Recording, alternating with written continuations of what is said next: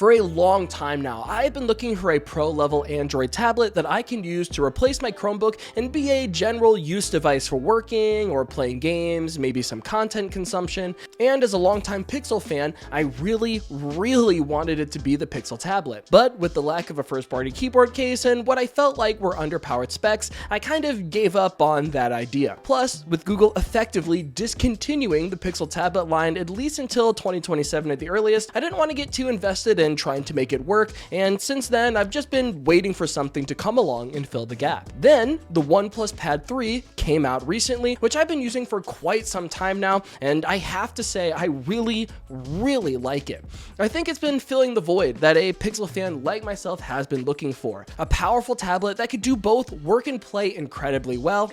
Basically, this is what I've always wanted from a pro-level Pixel tablet. For one, the display that you can get on this guy is incredibly immersive. At 13.2 inches, it's basically the biggest Android tablet display I've ever used. For context, I'm coming from a 14-inch MacBook Pro, which I use as my main work device, so the fact the OnePlus Pad 3 is only an inch smaller makes it feel really laptop-like in my book. It's a perfect transition actually, because I feel I still have enough space to multitask across multiple apps without the content being cut off or the interface feeling cramped, so there's really no compromises in that regard. The display is also super clear with a 3.4K resolution that comes out to 315 pixels per inch, so I find content to be incredibly sharp. Text is easy to read, which helps a lot for long research sessions where I'm looking at text for hours at a time. Paired with the 140Hz refresh rate, the whole experience feels incredibly smooth, making it easy to get focused on whatever task I'm worried about at that particular moment. As with all devices though, there are some downsides with this display. The biggest issue for many will be the display technology, as it's using an LCD panel instead of OLED. I know that alone will be a deal breaker for a lot of people out there, and I do truly understand why. OLEDs tend to have better color vibrancy and deeper contrast, which are big selling points no doubt. But for me personally, the LCD display on the OnePlus Pad 3 is more than enough because it does deliver on the areas that matter for me in a productivity focused workflow. And the premium pro level tablet feel isn't just about the screen either, as the build quality does help make the OnePlus Pad 3 feel more like a class of its own. It has an ultra thin, sleek aluminum unibody with a matte-like finish.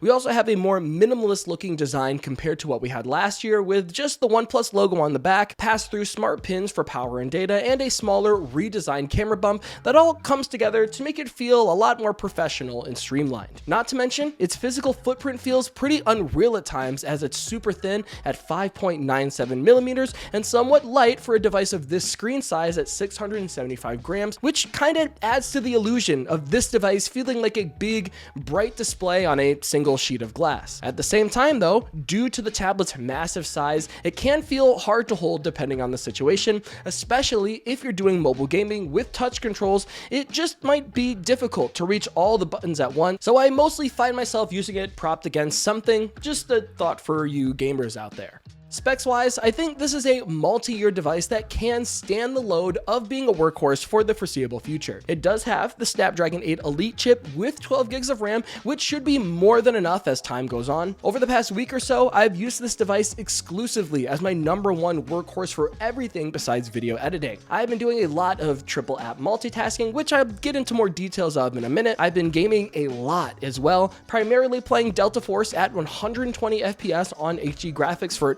hours at a time with no overheating. I've also dabbled into the new Photoshop app for some thumbnail work, plus, not to mention, it maxes out on benchmarks like 3D Mark, for example. Basically, any task, whether for work or play that I threw at this tablet, it handled it with no problem, as expected from the Snapdragon 8 Elite chip, which really made it feel super capable in my eyes. The only thing I didn't get to try that I wanted to was video editing, mainly because of the 256 gigs of storage, which is the only option we get in the US. It's UFS 4.0, which is awesome by the way, but still only having 256 gigs to start is a limiting factor, no questions asked.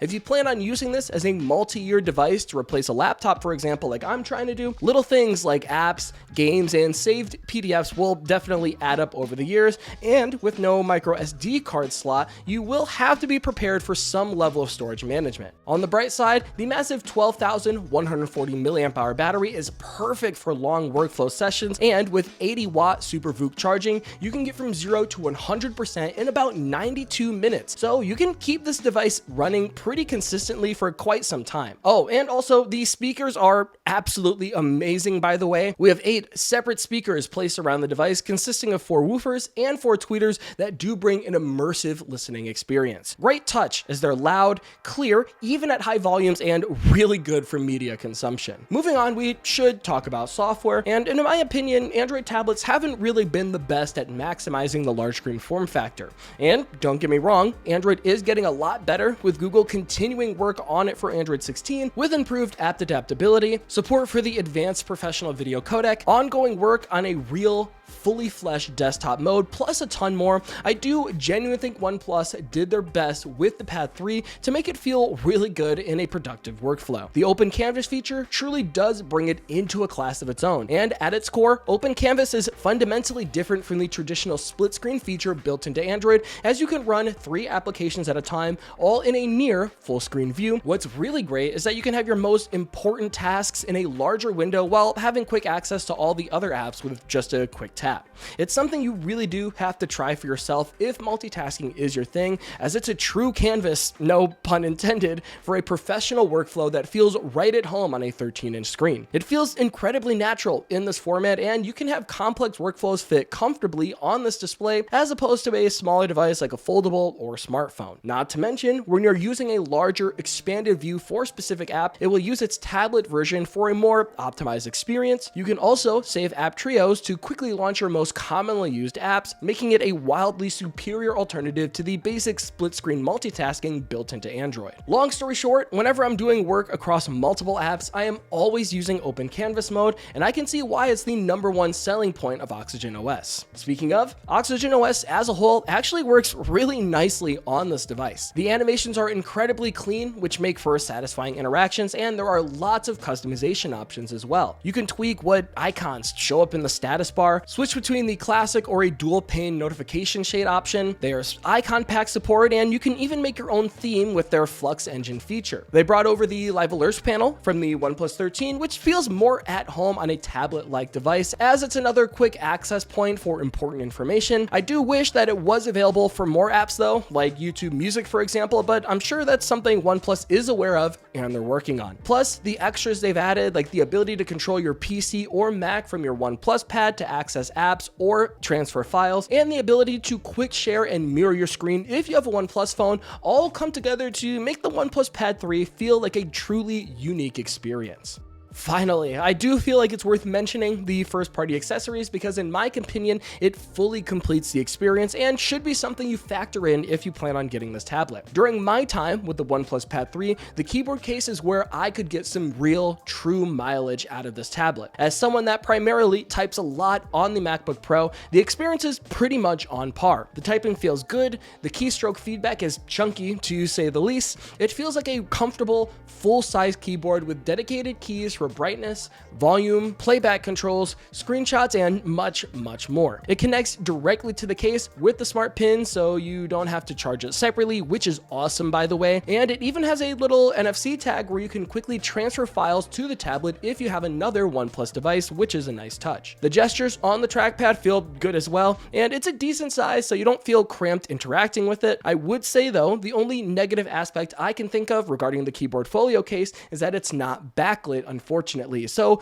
late night work might be a bit of a pain. Otherwise, it's a great accessory and probably a must-have if you're considering this tablet. So, as I said, you should factor in the cost of this accessory if you didn't get it for free as a bonus. I'd also consider grabbing a Bluetooth mouse if you can as well. The trackpad is fine, as I said, but a cheap little mouse does help complete that laptop-like feel. Otherwise, you can go for the official stylus too. OnePlus's first-party stylus is good, probably not as good as the Apple Pencil or Samsung's S Pen, as there's a bit of nuance there, but it can easily get the job for those of you who are note takers out there. It's also good for general navigation, charges wirelessly via the tablet, and has a pretty strong magnet to keep it attached to the tablet when not in use. And that, my friends, is an insightful look on why I feel the OnePlus Pad 3 is everything that I wanted from a pro-level Android tablet in 2025. Sure, don't get me wrong, I think there are plenty items that are missing that I think could complete this like a true true desktop mode, an OLED screen,